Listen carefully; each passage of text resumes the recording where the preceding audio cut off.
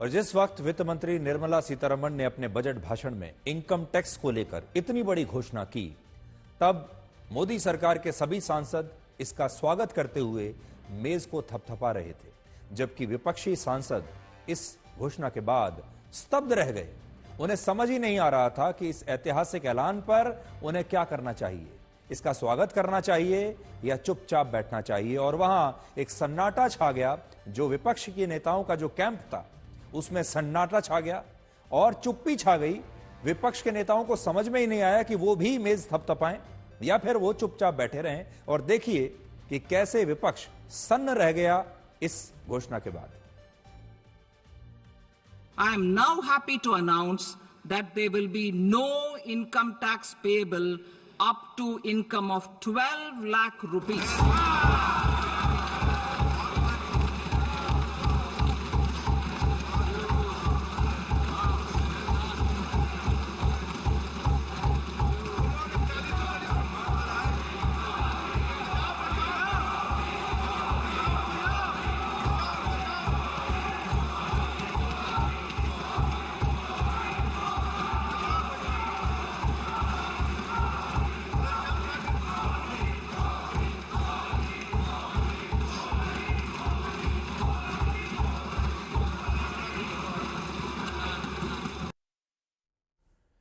इसके बाद प्रधानमंत्री मोदी ने इस बजट को लेकर 3 बड़ी बातें कही। पहला, यह आम आदमी की जेब भरने वाला बजट है। दूसरा, यह बजट विकसित भारत के मिशन को आगे ले जाने में मदद करेगा, यानी असल में यह विकसित भारत का बजट है और कैसे है यह हम आपको आगे बताएंगे। तीसरा, यह बचत और निवेश को बढ़ाने वाला बजट है जो भारत के हर वर्ग को एक नई मजबूती देगा। आमतौर पर बजट का फोकस इस बात पर रहता है कि सरकार का खजाना कैसे भरेगा, लेकिन ये बजट उससे बिल्कुल उल्टा है।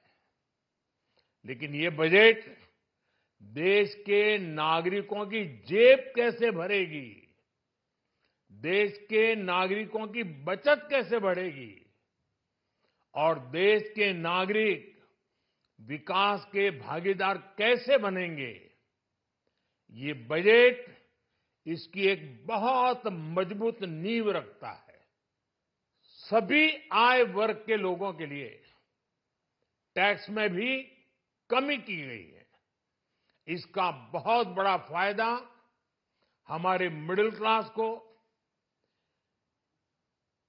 नौकरी पेशे करने वाले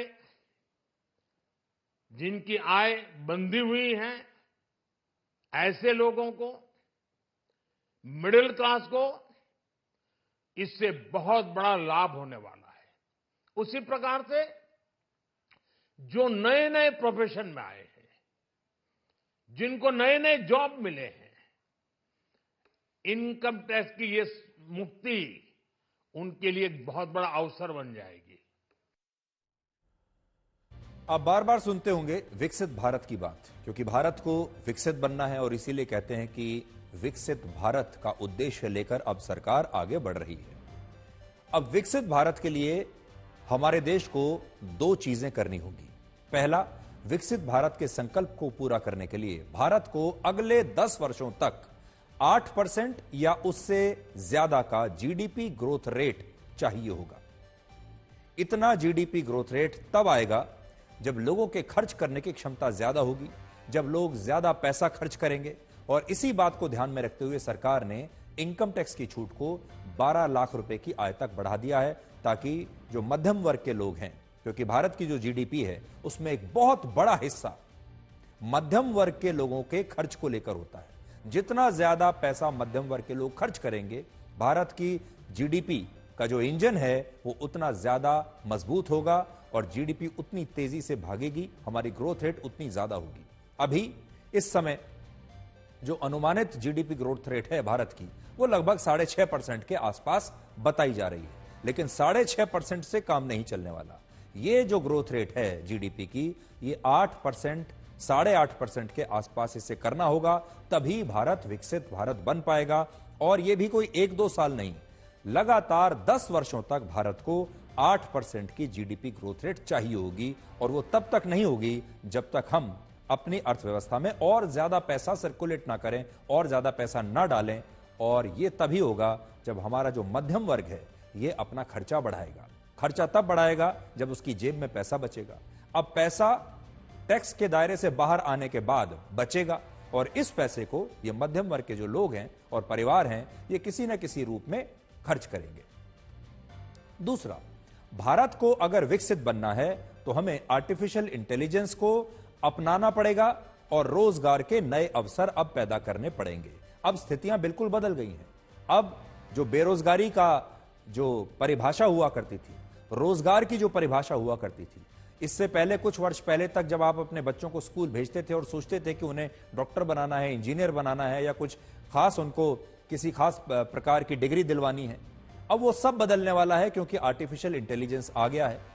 हमारे देश के आर्थिक सर्वे के मुताबिक अगर भारत को एक बड़ी आर्थिक शक्ति बनना है तो उसे हर साल देश में 78 लाख नौकरियां पैदा करनी होंगी, और जिन नौकरियों को एआई से खतरा है इस बात को भी ध्यान में रखना होगा, और सरकार ने बजट में ऐसा किया भी है। तो आप एक चीज तो ये देखिए, आने वाले वर्षों में एआई जो है वो बहुत सारी नौकरियों को खत्म कर देगा, लोगों की जरूरत ही नहीं होगी, ये सारे काम एआई कर देगा। इसका मतलब नौकरियां कम होती जाएंगी। दूसरी बात, नए जो हमारे युवा हैं वो नौकरियों के बाजार में आएंगे और नौकरियां मांगेंगे। इतनी नौकरियां हम कैसे ला पाएंगे? इसके लिए हमें एआई को अपनाना होगा। हमारे जो युवा हैं उनके स्किल सेट को बदलना पड़ेगा, उनके हुनर को बदलना पड़ेगा, इस हिसाब से कि वो भविष्य की नौकरियों के लिए तैयार हो सके। इस बार के बजट में सरकार ने एक्सीलेंस फॉर आर्टिफिशियल इंटेलिजेंस के लिए 500 करोड़ रुपए का अलग से बजट दिया है। इस समय देश में 3 एआई सेंटर्स पहले से ही मौजूद हैं जो कृषि, स्वास्थ्य और सस्टेनेबल सिटीज के लिए काम कर रहे हैं। लेकिन अब शिक्षा के क्षेत्र में नया सेंटर ऑफ एक्सीलेंस भी स्थापित किया जाएगा, और इसके माध्यम से युवा और प्रोफेशनल्स को एआई की ट्रेनिंग दी जाएगी। और यह बात बहुत महत्वपूर्ण है। यह बात हम इसलिए कह रहे हैं, आज हमारे देश के सभी माता पिता को अपने बच्चों के लिए इन नई 4 बातों का ध्यान रखना चाहिए। आप कई बार सोचते होंगे अपने बच्चों का भविष्य कैसे प्लान करें, आपके बच्चों को नौकरी कैसे मिलेगी। क्या आपके बच्चे, हमारे देश के युवा, हमारे देश के छात्र आने वाले वर्षों में जो नई नौकरियां पैदा होंगी, नौकरियों के लिए जो नई जरूरतें होंगी, क्या उनके लिए तैयार हैं? तो आप तैयार हो सकते हैं, अपने बच्चों को तैयार कर सकते हैं। कैसे? पहला, अपने बच्चों को विज्ञान, टेक्नोलॉजी, इंजीनियरिंग और गणित के विषयों के साथ साथ एआई, रोबोटिक्स और मशीन लर्निंग जैसी टेक्नोलॉजी के बारे में अब पढ़ाना शुरू कर दीजिए। दूसरा, स्कूलों में बच्चों को पारंपरिक शिक्षा के साथ साथ एआई बेस्ड लर्निंग टूल्स के बारे में सिखाया जाना चाहिए। तीसरा, एआई नई व्यावसायिक संभावनाएं लाएगा, इसलिए बच्चों को ऐसी संभावनाओं के लिए तैयार करना बहुत आवश्यक है। वरना जो नई स्थिति पैदा हो रही है उसमें अगर आपका बच्चा एक पारंपरिक शिक्षा व्यवस्था से निकलकर आया है, वो पुराने जमाने की शिक्षा व्यवस्था और स्कूल से निकलकर आया है, तो नए जमाने में जो नौकरियां आएंगी एआई के युग में, उन नौकरियों के लिए आपका बच्चा तैयार नहीं होगा। और चौथा, जिस तरह से नौकरियां लगातार बदल रही हैं, उससे मौजूदा स्किल्ड जॉब्स का भविष्य अब भारत में खतरे में है। इसलिए एआई की मदद से खुद को भविष्य की आने वाली स्किल्ड जॉब्स के लिए आपको तैयार रखना होगा। आज भारत का 78वां बजट पेश हुआ है। मोदी सरकार का यह 12वां बजट पेश हुआ है, और वित्त मंत्री निर्मला सीतारमण ने लगातार 8वीं बार वित्त मंत्री के तौर पर यह बजट पेश किया है। आज उन्होंने जो अपना बजट भाषण दिया वो उनका दूसरा सबसे छोटा बजट भाषण था, और यह भाषण 1 घंटे 14 मिनट का था। आज भारत के रक्षा बजट की भी बड़ी चर्चा हो रही है, जिसमें पिछले साल के मुकाबले सरकार ने 9.5% की वृद्धि की है। पिछले साल भारत का रक्षा बजट 6,20,000 करोड़ रुपए का था, अब 6,81,000 करोड़ रुपए का हो गया है। और हमने अपना रक्षा बजट बढ़ाया तो है, 9% की वृद्धि की है, लेकिन दुनिया में जो बड़े बड़े देश हैं उनके सामने हमारा रक्षा बजट कहां ठहरता है, जरा यह भी आज आपको देखना चाहिए। हमारा रक्षा बजट अब भी अमेरिका, चीन और रशिया के बाद दुनिया का चौथा सबसे बड़ा रक्षा बजट बना हुआ है, लेकिन तब भी उनसे बहुत कम है। चौथे नंबर पर तो हैं हम, चौथा सबसे बड़ा रक्षा बजट है, लेकिन अमेरिका के मुकाबले बहुत ही कम है। देखिए कैसे। अमेरिका का रक्षा बजट 73,44,000 करोड़ रुपए का है। चीन का रक्षा बजट 19,14,000 करोड़ रुपए है।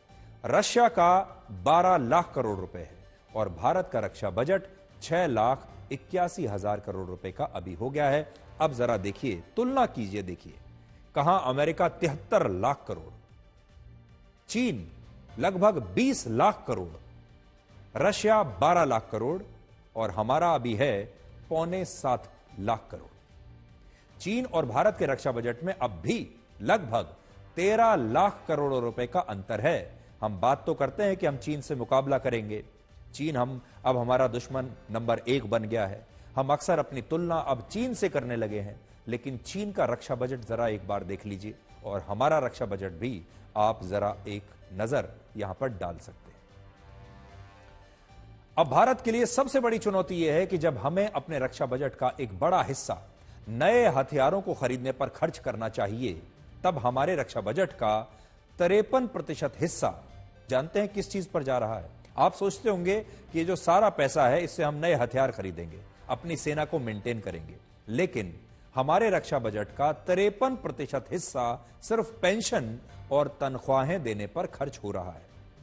6,81,000 करोड़ रुपए के रक्षा बजट में भारत सिर्फ 1,80,000 करोड़ रुपए ही सेनाओं के आधुनिकीकरण पर खर्च कर पा रहा है। इससे आप सोच लीजिए कि हमारा बजट जो है, जिससे हम अब ये 1,80,000 करोड़ रुपए जो हमारे हैं, अब इससे आप नए फाइटर जेट्स खरीद लीजिए, नई तोप खरीद लीजिए और कोई नया आधुनिक आप हथियार खरीद लीजिए, बजट आपका इतना ही है।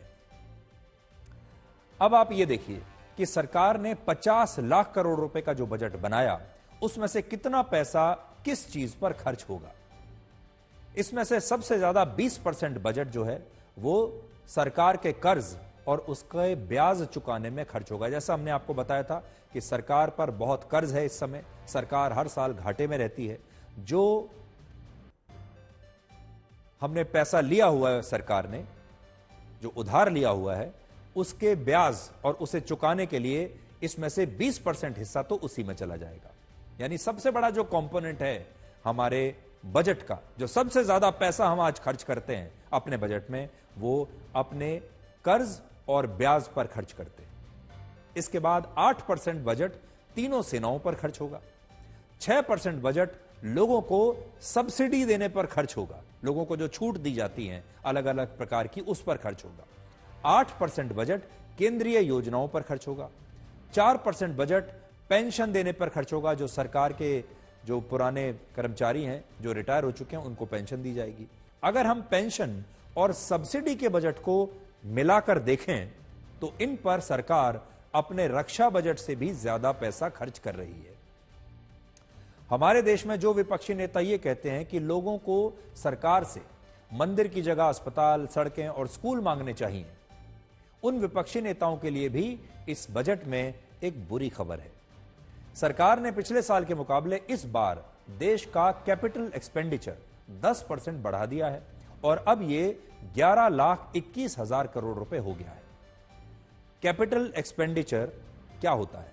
यह सरकार का वो खर्च है जो एयरपोर्ट, फ्लाईओवर, एक्सप्रेसवे, हाईवेज, अस्पताल और स्कूल बनाने पर खर्च होता है। यानी जो इंफ्रास्ट्रक्चर बनाने पर खर्च होता है, यह ऐसा इंफ्रास्ट्रक्चर है जिसका इस्तेमाल देश की आम जनता करती है।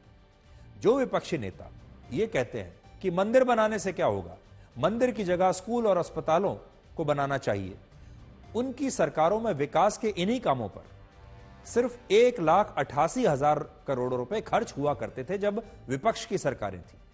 लेकिन मौजूदा सरकार में यही अस्पताल, स्कूल और सड़कें बनाने पर 1 लाख नहीं 11 लाख करोड़ रुपए से ज्यादा का खर्च हो रहा है, जिससे आप समझ सकते हैं कि मंदिर की जगह स्कूल और अस्पताल बनाने की मांग करने वाले विपक्षी नेताओं के दावों का असली सच क्या है।